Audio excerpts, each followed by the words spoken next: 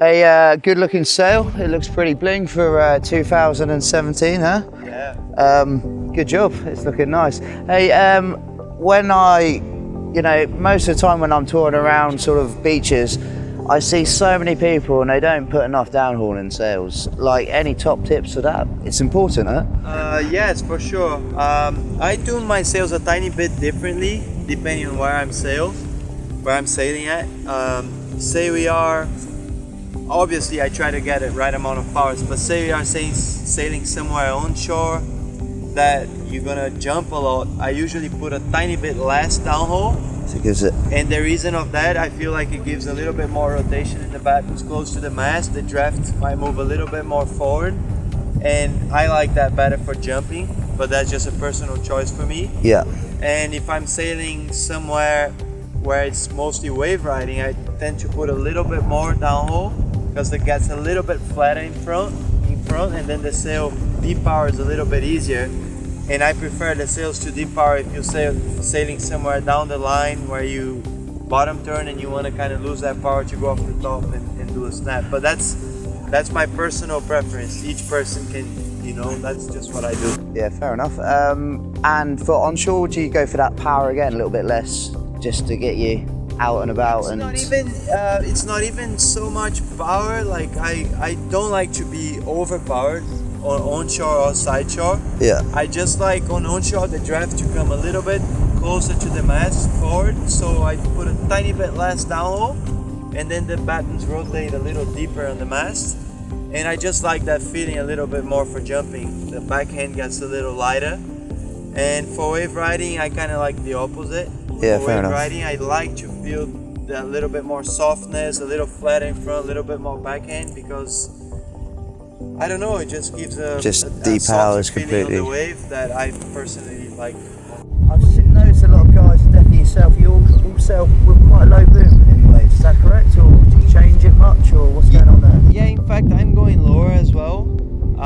In general, if you have a higher boom, it kind of lifts up the nose of your board a little bit, so it's a little easier to get planing, but it also loses a little bit of control and that contact from the board on the water. If you have lower boom, it kind of sits the board more like lower and it gives a lot more control. So if the wind is super strong or I'm just wave riding, I like to have a lower boom because it almost feels like it sets the rail better in the water, and when you're planing through chops, the lower boom gives more control. But if it's side on shore and light winds and a lot of current that you're just struggling to get planing and to get moving, bringing your boom a little bit higher will just make the board feel a little bit more free, and you might start planing a little earlier. It's unbelievable how many times I go down the beaches and it's like 3-7 weather or 4-2 weather, and for me they're my favourite conditions, but people rig their sails so flat and it's just like it's on off all the time. It's super twitchy. How do you rig your sails for, like, say Pozo or here in Tenerife, do you have them flat or a bit of fullness, or? I prefer to use maybe a little bit smaller sail, a little bit fuller, than to be super powered and rig my sail Flat. extra flat. I Yeah, like prefer twitchy, the feeling yeah. of a little bit fuller sail.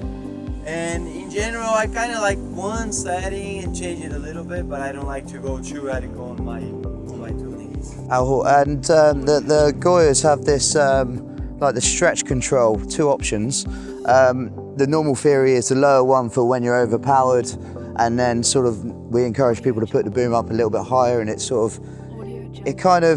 opens just the top half, doesn't it, from that line there, and it makes the sail a bit more fuller and it gives it a bit more power.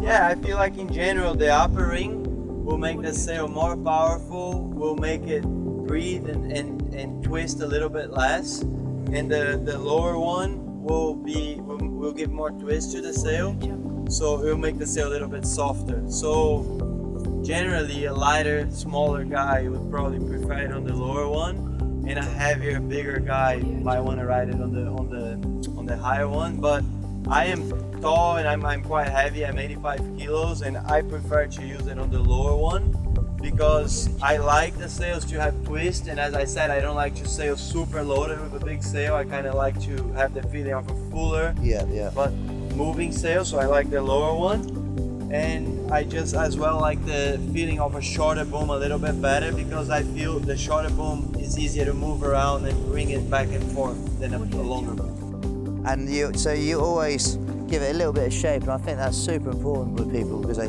make it far too flat and too twitchy. So interesting.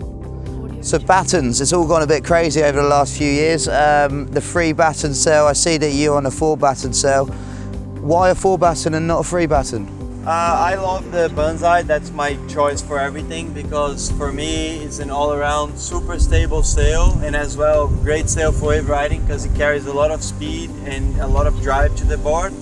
But I also feel like the 3 battens are great sail, especially if you're not jumping and you're sailing somewhere just for down the line conditions, because the sail has a really light feeling. Yeah. And it's so light on your hands, easy to move around.